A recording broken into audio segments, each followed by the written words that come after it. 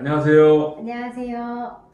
나노세 데칼로그로 살기 38번째 시간 제9계명 거짓말하지 말라 시간이 되었습니다. 네. 반갑습니다. 여러분들은 어떻게 거짓말 안 하고 잘 살고 계신가요? 뜨끔한데요. 네. 예, 가장 지키기 어려운 또 계명 중에 하나가 오늘의 이 말씀이 아닌가 생각이 듭니다. 맞습니다. 자, 우리 그러면 오늘도 마찬가지로 소연 씨께서 준비해 오신 그 여러 가지 자료들을 읽어주시면서 또 말씀을 나누도록 하겠습니다. 네. 제9계명 내 이웃에 대하여 거짓 증거하지 말라. 즉 이웃에게 해를 가하려는 목적으로 법정에서 거짓된 증언을 하지 말라는 기본 뜻을 가진 명령인데요. 네. 구약시대 이스라엘의 재판정에서 실시하는 재판에는 사건을 수사하는 수사관도 없었고 네. 피해자의 입장을 옹호해주는 변호사도 없었습니다. 네. 오로지 피해자의 유죄 여부는 전적으로 증인들의 말에 의해 좌우되었습니다. 굉장히 증인의 역할이 컸죠. 네, 네. 컸죠. 지금처럼 사법제도가 너무 미비하기 때문에 네. 증인에 의존하는 그런 재판 절차가 거의 절대적이었다고 봐야 되죠. 그렇죠. 이 점에 있어서 이스라엘의 법정에서 증인의 증언이 차지하는 비중은 현대사회의 법정에서 증인의 증언이 차지하는 비중보다 월등히 더 중요했습니다. 네. 저희가 거짓말의 지금 이제 4가지 유형에 대해서 한번 살펴볼 텐데요. 네. 네. 그래서 첫 번째는 이웃에게 상해를 끼치는 거짓말입니다. 네. 그다음 두 번째는 유머의 거짓말입니다. 네. 또 세 번째는 예의의 거짓말. 네. 예의를 차리기 위해서 네. 하는 참. 거짓말들 또 이제 있죠? 사회생활 잘하시는 분들이 보통 이거 좀 그럼요. 많이 하시죠. 이게 인사할 때도 오늘따라 왜 이렇게 이뻐 보이십니까? 그렇습니다. 이게 네. 진정성이 담겨 있어야 되는데. 그다음 넷째는 불가피한 거짓말입니다. 먼저 첫 번째 이웃에게 상해를 끼치는 거짓말은 사실 누가 봐도 잘못된 그럼요. 말이죠. 거짓말이죠. 제9계명에 명확히 어긋나는 행위이기 때문에 네. 이론의 여지 없이 금지됩니다. 네. 사람들은 아예 노골적으로 없는 말을 만들어서 거짓말을 하는 경우도 있지만 네. 살짝 바꿔서 그 사람을 의도하는 다른 내용을 만들어 이웃에게 해를 끼치는 경우도 있습니다. 그렇죠. 요한복음에 나타난 예수님을 고소한 증인들의 말에서도 찾아볼 수 있는데요. 네. 요한복음 2장 19절에 너희가 이 성전을 헐라 내가 사흘 동안에 일으키리라 하는 말씀을 고소인들이 거짓 증거하기를 네. 이 사람의 말이 내가 하나님의 성전을 헐고 사흘 후에 지을 수 있다라고 증언함으로써 예수님이 하신 말씀을 살짝 바꿔서 성전 파괴죄로 죽이려고 했던 것입니다. 그렇네요. 네, 아주 교묘하게 예. 네. 네, 자기에게 유리한 것들로 보통 거짓말을 바꿔서 그게 더 많이 자행되고 있고 그렇죠. 더 위험하죠. 참 맞습니다. 그거 분별하기가 쉽지 않거든요. 네. 살짝 조금만 바꿔주면은. 맞아요. 네. 그다음 두 번째는 유머의 거짓말인데요. 네. 유머의 거짓말이란 말하는 사람과 듣는 사람이 모두 거짓말임을 알지만 그 목적이 서로 즐거움을 누리도록 하기 위한 것임이 분명한 거짓말입니다. 네. 이런 경우는 제9계명에 해당하지는 않는다고 볼 수 있는데요. 네. 유머는 인간에게 웃음을 선사하며 인간의 삶에 윤활유를 주는 역할을 하기 때문에 네.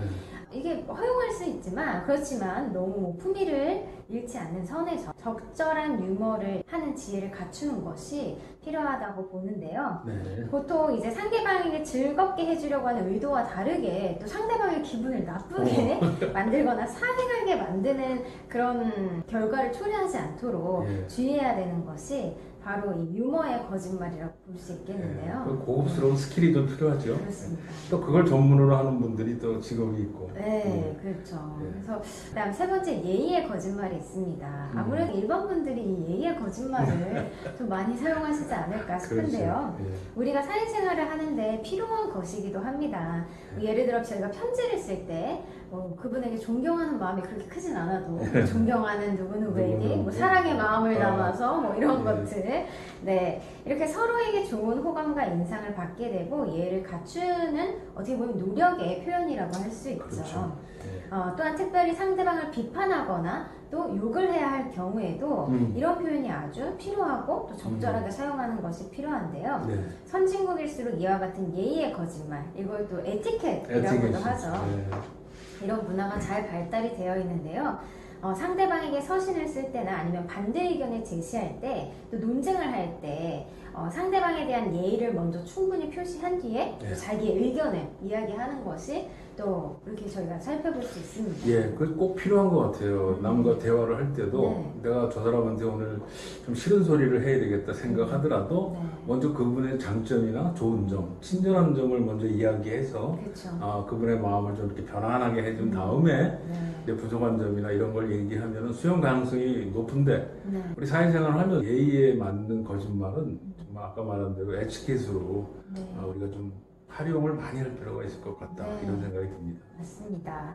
그 다음 네 번째는 이제 불가피한 거짓말인데요. 이런 불가피한 거짓말은 진실을 말하면 이웃의 생명이 위험에 빠지게 될 것이 분명한 상황에서 네. 이웃의 생명을 살리기 위하여 거짓말을 하는 경우를 말합니다. 네. 세계 2차 대전 중 독일의 수색을 피하고 있는 유대인들을 거짓말로 살려낸 경우도 이와 같은 경우고요. 또 성경에도 애국 땅에서 히브리 산파가 거짓말로 남자아이들을 살린 경우나 또 유명한 기생 라합이 거짓말로 이스라엘 정탐꾼을 살려준 일이 그렇죠. 있습니다. 예.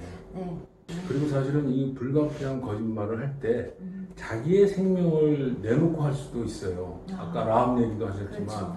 그 라합이 그게 만약 거짓말을 했는데 걸리면 그렇죠. 자기도 생명을 잃어버릴 가능성이 있는데도 용기를 내서 그 남의 생명을 살리기 위한 불가피한 거짓말. 네. 이거는 진짜 하나님에 대한 믿음이나 평소에 그 말씀에 대한 그 믿음이 없이 그 준비가 되어 있지 않으면은 순간적으로 나오기는 굉장히 어려운 행동이라고 네. 생각이 듭니다. 맞습니다.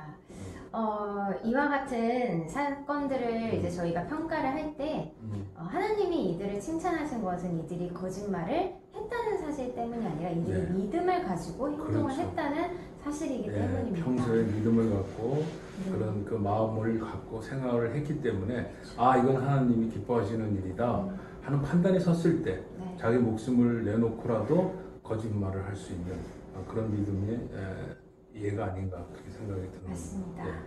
이 거짓 증거하지 말라는 계명은 증인의 말 한마디에 근거하여 사형을 선고할 수도 있는 사회에서 법정에서 고의로 거짓 증언을 함으로써 이웃의 무고한 생명을 해치지 말라는 뜻을 담고 있습니다.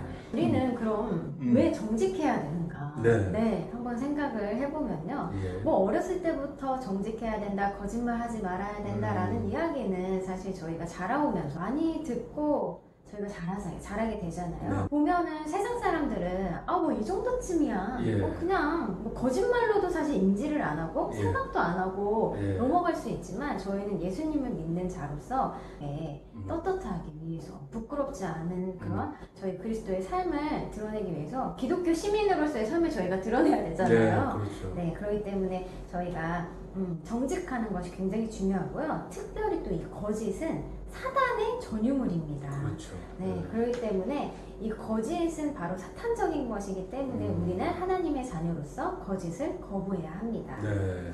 우리는 다른 사람에게 정직해야 하고 또 자기 자신에게도 정직해야 합니다. 네. 그리고 무엇보다 하나님 앞에 진실해야 하고 갈라디아서 6장 7절에도 이런 말씀이 있거든요. 네. 스스로 속이지 마십시오. 하나님을 속일 수는 없습니다. 네. 사람은 자기가 심은 대로 거둘 것입니다. 저희가 이렇게 불완전한 세상 속에서 살면서 최대한 거짓말을 하지 않도록 노력하는 것이 필요하다고 생각을 합니다. 네. 동시에 우리가 만약에 거짓을 행하면 거짓말을 하면 또 바로 반성하고 용서를 구할 수 있는 그런 저희 마음가짐을 가져야 되고 또 네. 상대방이 나에게 거짓말을 말하거나 뭐 나에게 이런 해를 입혔을 때도 그 사람을 용서할 수 있는 그런 넓은 마음을 갖는 것이 네. 바로 그리스도인의 자세가 아닐까 생각을 합니다. 예, 네. 그렇군요. 참 좋으신 그 말씀이신 것 같습니다. 네.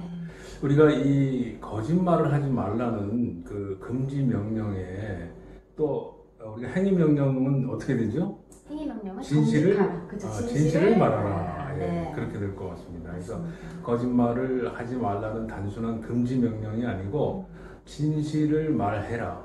진실의 가치를 존중해라. 그 생활을 하는 것이 중요하다고 생각을 합니다. 이 진실의 그 가치의 기준은 어디에 있겠습니까? 결국은 하나님 말씀에 있다고 봅니다.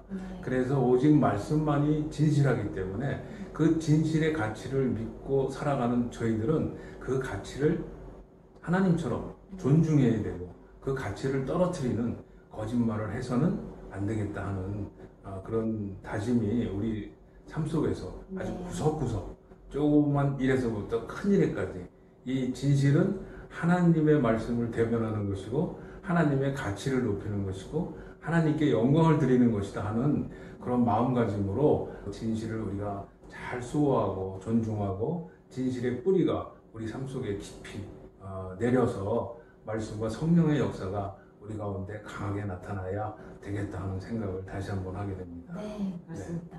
오늘 9계명의 정리를 다 잘 해주셨네요. 네. 그래서 오늘 이렇게 저희가 거짓 증언하지 말라. 네, 9계명 이렇게 저희가 살펴보았고요. 네. 이제 드디어 마지막 10계명을 저희가 남겨두고 우와. 있습니다. 네, 한 시간 남았네. 네, 그렇습니다. 이렇게 9계명 또 함께 해주신 나넛의 시청자 여러분들 네. 감사드리고요. 네. 다음 시간 10계명에서 만나 뵙도록 하겠습니다. 네. 시청해주셔서 고맙습니다. 고맙습니다.